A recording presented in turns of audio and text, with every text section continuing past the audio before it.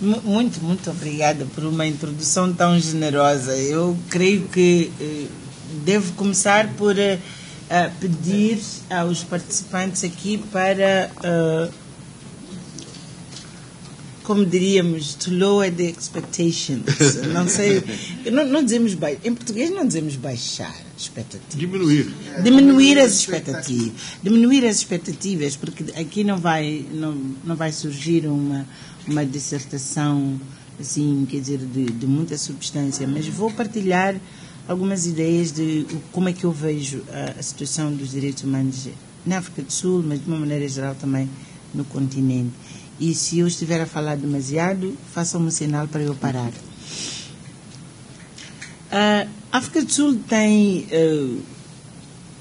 um lugar excepcional na história da humanidade de ter sido o país em que a discriminação com base na raça, que depois se expandiu para muitos outros, não era só questão de raça, mas também do ponto de vista de economia, do ponto de vista social, mas um sistema institucionalizado de separação num país. Não há, quer dizer, há de haver países que também tiveram sistemas de discriminação, mas que não foram tão longe como por isso na Constituição, na legislação, na divisão do território, na divisão das instituições de formação, mas tudo, inclusive, quer dizer, o sistema financeiro, tudo com base na discriminação racial. E isto cria um país que, à altura da iniciação, da democratização e de criação das pontes, dos povos que compõem, eu estou a dizer deliberadamente povos, não um povo, povos que compõem a sociedade sul-africana, começarem a aceitar que eles têm um destino comum e, portanto, têm que começar a olhar uns para os outros como parte de uma mesma nação, mas criar o espaço no meio em que todos eles têm um sentido de pertença.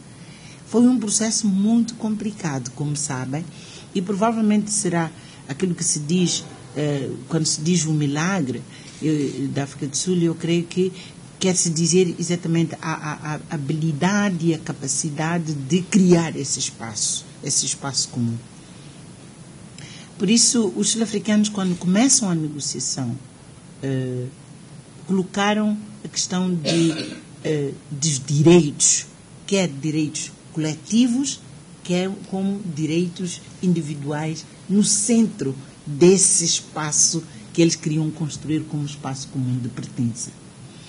Houve uma Constituição de transição, mas foi 2 anos depois, quer dizer, da tomada de posse do governo liderado por Mandela, que se iniciou um processo muito vasto, dos mais vastos que eu conheço na história da humanidade, para fazer uma auscultação, consulta de o que devia ser a Constituição a ser adotada, portanto, como uma Constituição da África do Sul.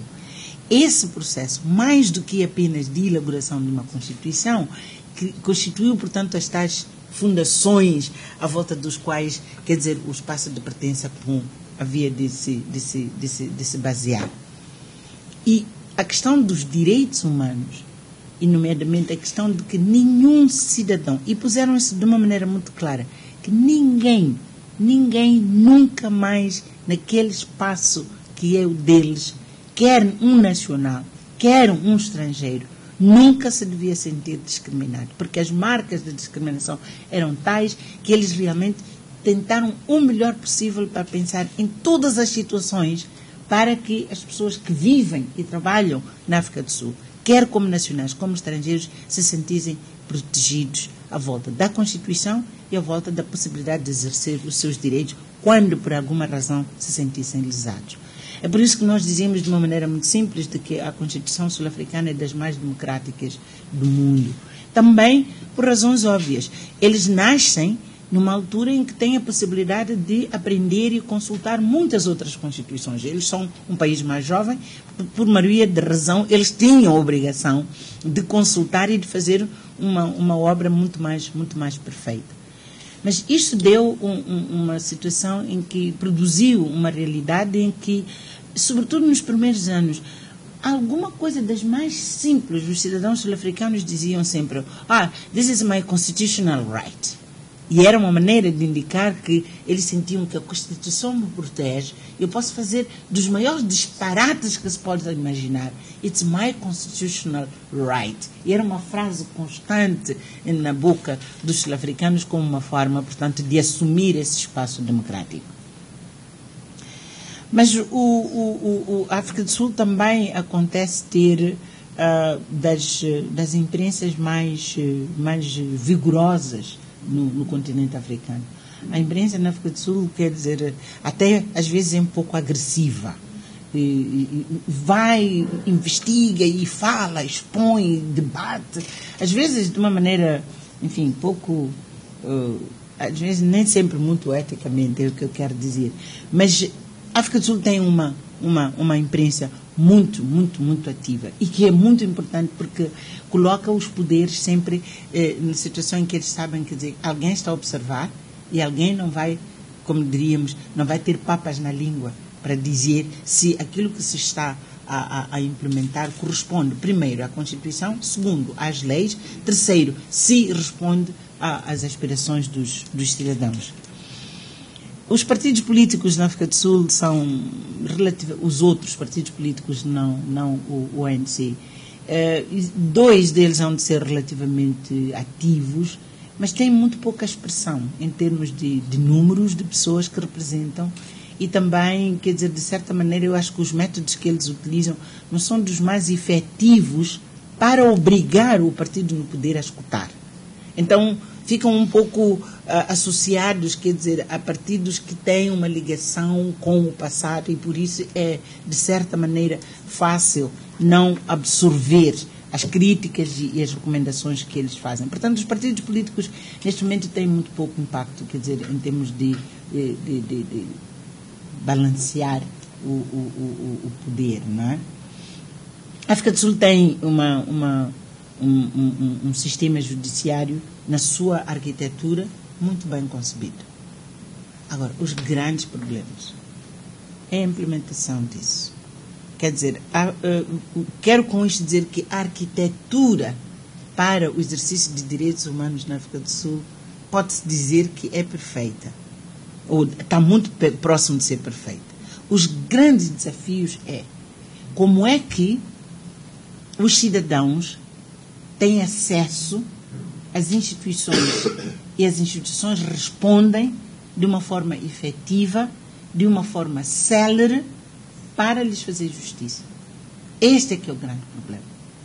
Um cidadão sul-africano sabe, quer dizer, e pode, quer através da Comissão dos Direitos Humanos, quer através, quer dizer, do National Prosecution, pode ir, mas os processos são tão lentos, tão burocratizados, que às vezes, quer dizer, destroem o próprio objetivo de fazer justiça aos cidadãos só pelo processo, quer dizer, que é preciso levar.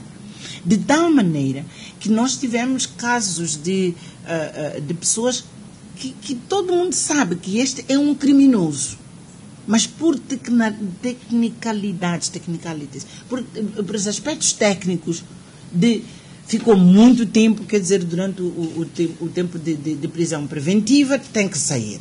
Depois, até que se possa chamar de novo para aquela pessoa responder pelos crimes que cometeu, quer dizer, a pessoa vive 2, 3 anos, está cá fora, ainda está à espera de ser julgado e, naturalmente, muitas vezes até faz outros crimes e, a partir do momento em que é chamado de novo, o cidadão que paga os impostos já pagou não sei quantas vezes para aquele criminoso.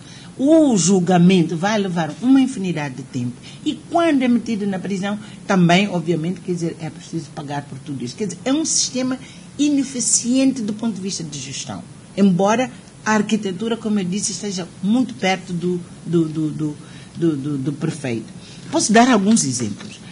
Há um senhor chamado Basson que, provadamente, ele dirigiu a máquina que produzia os produtos químicos, quer dizer, por um lado, para envenenar ativistas, e sabe-se, alguns dos ativistas que foram envenenados. Ele participou eles pegaram num grupo de guerrilheiros da SWAPO e meteram num avião e depois atiraram os combatentes para o mar. E ele está provadamente, sabe-se, quer dizer, há documentos e tudo que provam que ele participou nisso. Como se diz, ele tinha, quer dizer, ligações com Israel, com Suíça, com não sei quem, quer dizer, coisas absolutamente provadas.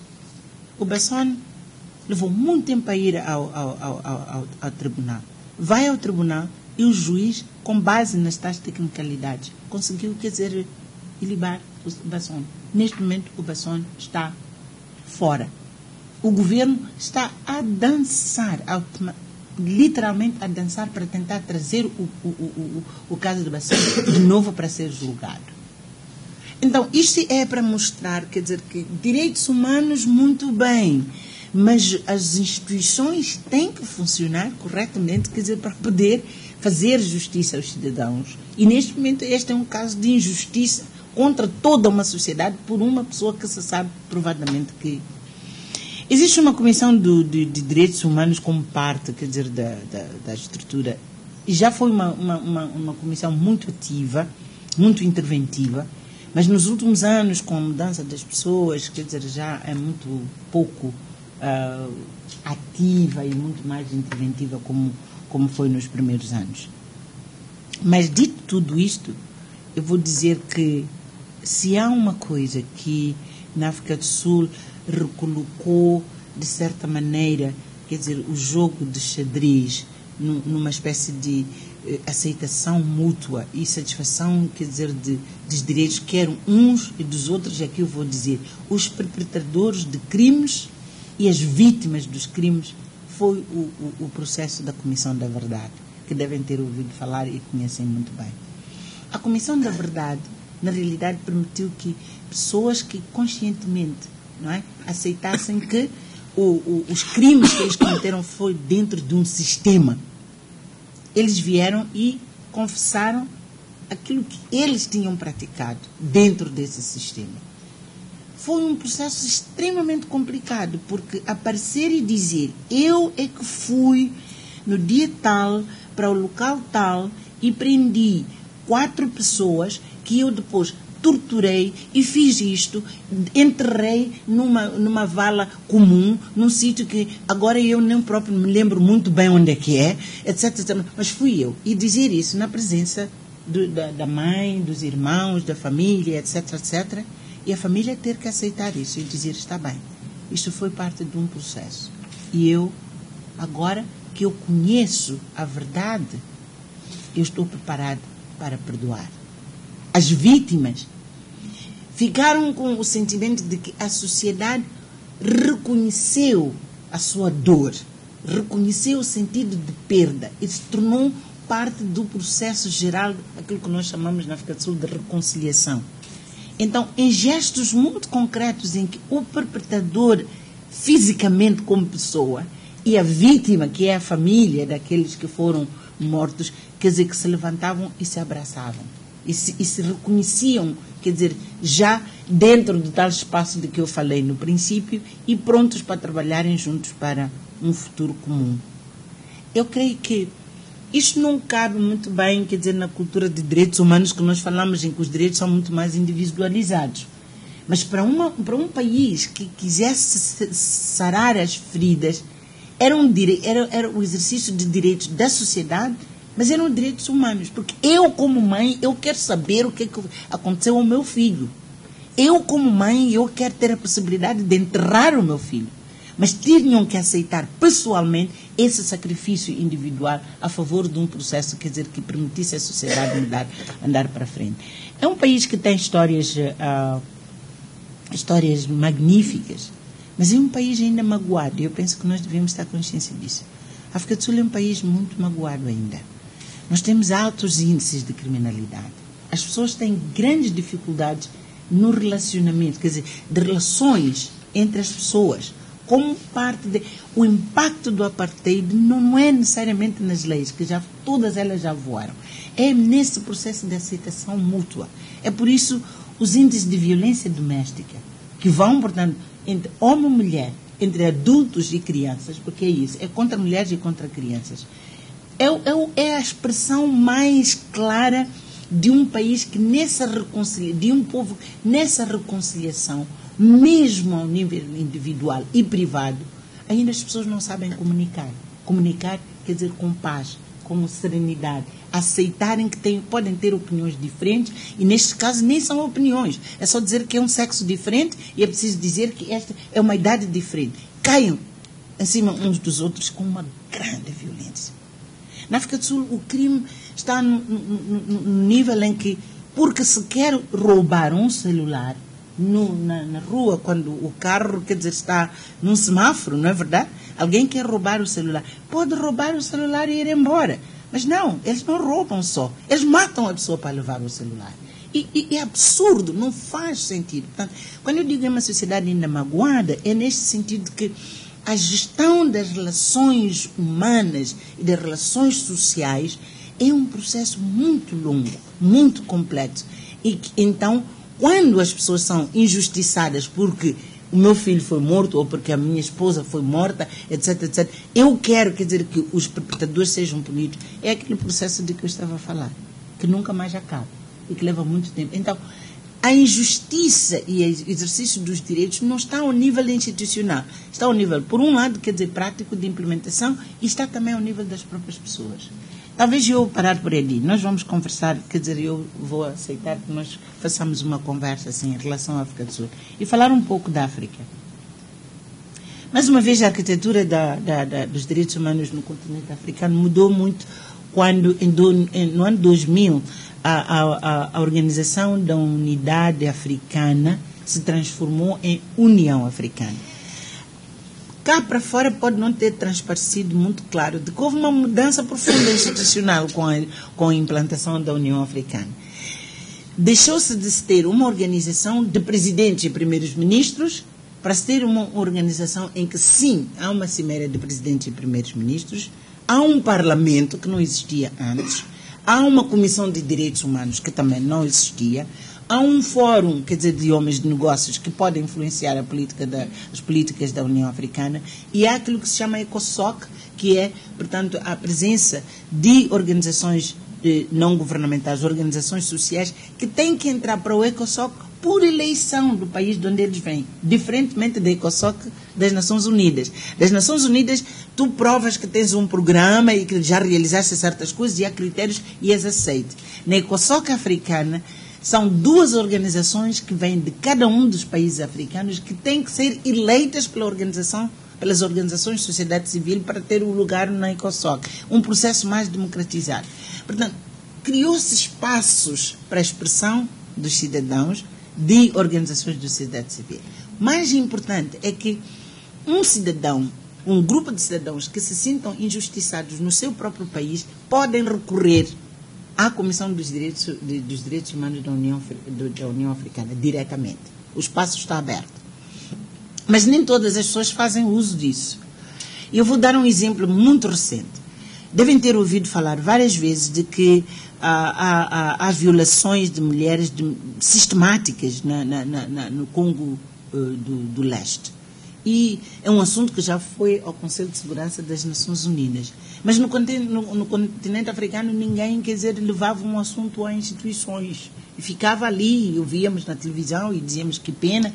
Os países, mesmo países africanos que estão nos processos de paz, peacekeeping, de manutenção de paz, que estão no Congo, que se sabe que alguns elementos também praticaram crimes de violação de mulheres, não são penalizados. Então, um grupo de nós, mulheres, decidimos que, temos que começar a falar em voz alta, não é? E foi entre os dias 9 e 15, 16 deste mês mesmo de novembro, que fizemos uma apresentação, submetimos uma exposição à Comissão dos Direitos Humanos, como mulheres. E eu, sem modéstia, eu vou dizer aqui, tive que usar um pouco, quer dizer, o meu nome para assegurar que eles aceitassem dar-nos espaço para fazermos a apresentação. E eles aceitaram que nós fizéssemos uma apresentação. Exigimos 4 coisas. Primeiro, que a Comissão, pela primeira vez, fizesse uma condenação aberta e clara, inequívoca desses crimes. Segundo, que se estabelecesse uma comissão de inquérito que pudesse determinar com a maior precisão possível quem são os perpetradores, incluindo, portanto, o exército do próprio Congo, alguns exércitos das forças de paz, os non-state armies, quer dizer, os grupos dos rebeldes, apesar deles não serem formalmente, quer dizer, responsabilizados internacionalmente, mas sabe-se quem são os chefes, sabe-se quem são as pessoas que os pagam e, portanto, há um mecanismo para os responsabilizar. E, finalmente, que esse relatório que esta comissão de inquérito vai fazer fosse discutido e debatido pelo Conselho de Segurança da União Africana. Chama-se Paz e Segurança, o Conselho de Paz e Segurança.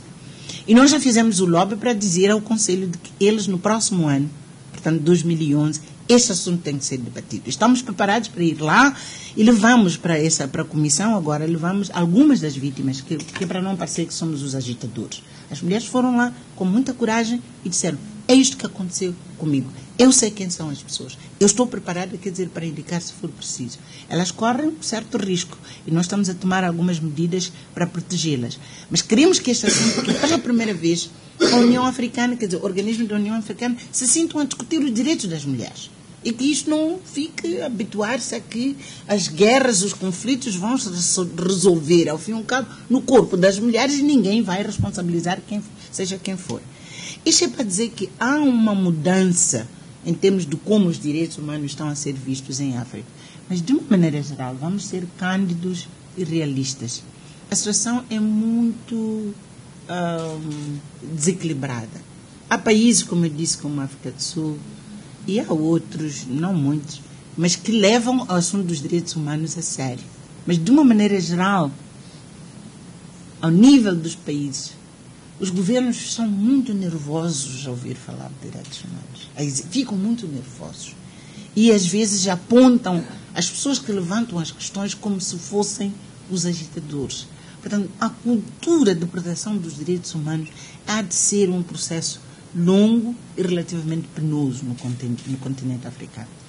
Há várias redes de organizações de proteção dos direitos humanos, nomeadamente umas protegem os direitos das mulheres, outras protegem os direitos das crianças, outros dos prisioneiros de consciência, etc., etc., que estão a trabalhar, mas trabalham em condições muito difíceis. E Fernando Henrique vai se lembrar, há um momento em que nós admitimos que os elders, precisamente, dessem espaço para credibilizar mais o trabalho dessas redes, que nós, por exemplo, organizássemos um encontro e que os elders patrocinassem esse encontro, para levantar os grandes problemas que existem ao nível de respeito e de valorização dos direitos humanos no continente. E ainda não desistimos.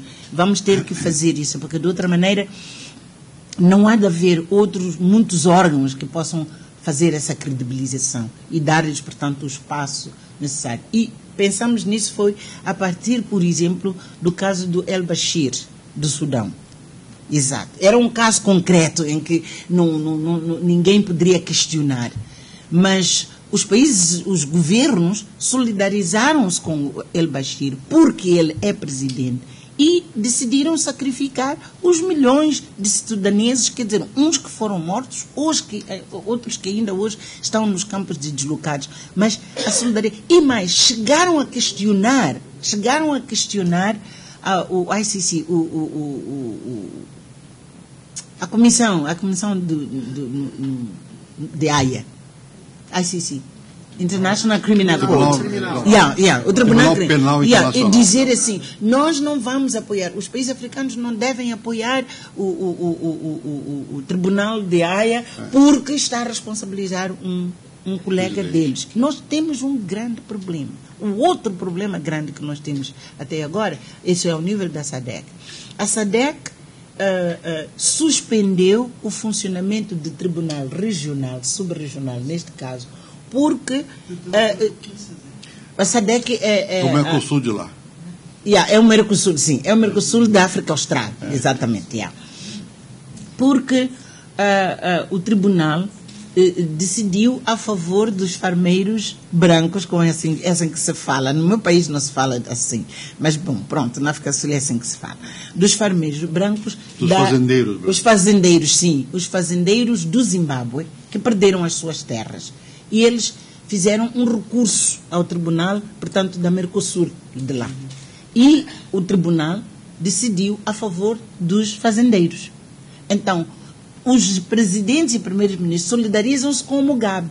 E, em vez não só de se solidarizar com o Mugabe, dizem que a decisão foi injusta e suspendem e tentam, neste momento, rever as competências do tribunal, precisamente para não punir Estados. Portanto, nós estamos perante um colete em que, por um lado, há uma abertura democrática, que vocês já ouviram falar que nós temos em África, mas, por outro lado, há uma grande resistência, particularmente, quer dizer, da velha guarda que ainda detém o poder, que não quer, quer dizer, largar, e que ainda olha para os nossos países como se fossem pertença do chefe.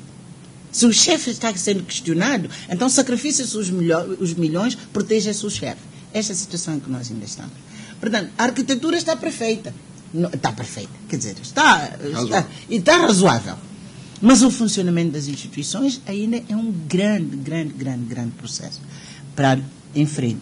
Eu achei que devia introduzir esta conversa desta maneira, mas eu acho que é melhor nós termos, se calhar, quer dizer, um debate e perguntas, porque isso vai ajudar um pouco a concretizar, que eu acho que não sei muito bem o que é que os participantes querem saber e, portanto, não quero me prolongar mais.